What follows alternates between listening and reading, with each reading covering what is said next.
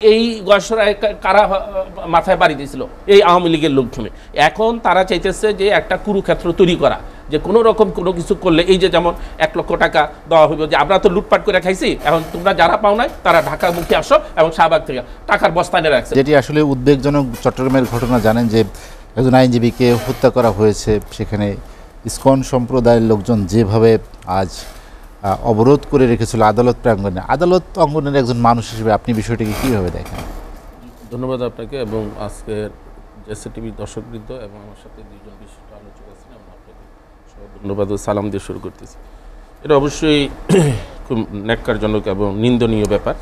দেখেন, এই যে ইসকনের যে নেতা, সে যে কাজটা করছে, সে রাষ্ট্রদ্রোহী কাজটা করছে।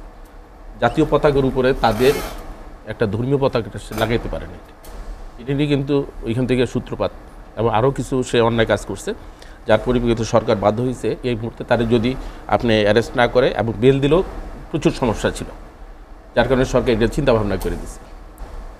আজকে দেখেন, 5 আগস্টের পরে আপনার পূজা গেল, এই পূজাতে আমার জানা মতে মাদ্রাসা, ইসলামী ছাত্রশিবির, বিএনপির অন্যান্য দলের লোকেরাও তাদের পূজা মণ্ডপ পাহারা দিছে, যে কোনো কিছু না, একটা লোকের হয় না, যেগুলি করছে সেগুলি এইসব সন্ত্রাসী, আওয়ামী লীগের সন্ত্রাসী লোকেরা করছে, এবং সেটা অলরেডি ইনভেস্টিগেশন হয়েছে, কিন্তু ইউএস থেকে প্রমাণিত হয়েছে তাদের লোক দ্বারা এগিয়ে গেছে, যার কারণে পরবর্তীতে তারা ওয়েবসাইটে কিছু দিয়েছিল, ওই জিনিসগুলো উঠে নিছে।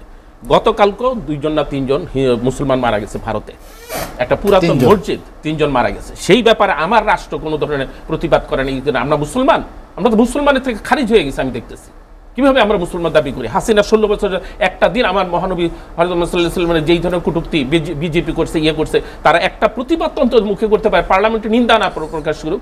এই যে সুরেন্দ্র সেন, আজকে উনি হিন্দু, উনি যত বড় অপরাধ করি করুন, যেহেতু উনি আওয়ামী লীগের বিরুদ্ধে গেছে, ওইটার আর কোনো প্রতিবাদ নাই।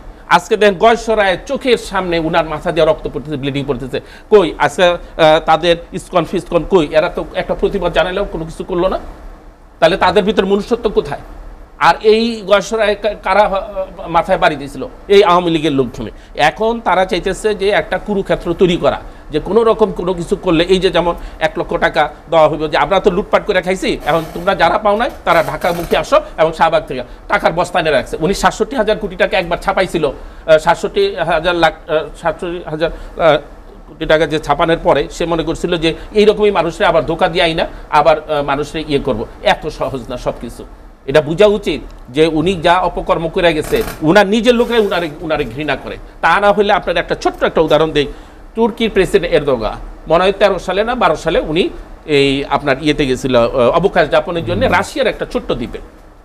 উনি ওইখান থেকে ফেসবুকে জানতে পারলেন যে উনার বিরুদ্ধে কু হইতেছে কি আর্টিলারি একটা গ্রুপ আর এয়ারফোর্সের একটা সামান্য গ্রুপ, ছোট, ওরা রাস্তায় নেমে গেছে যে এরদোগানে চায় না।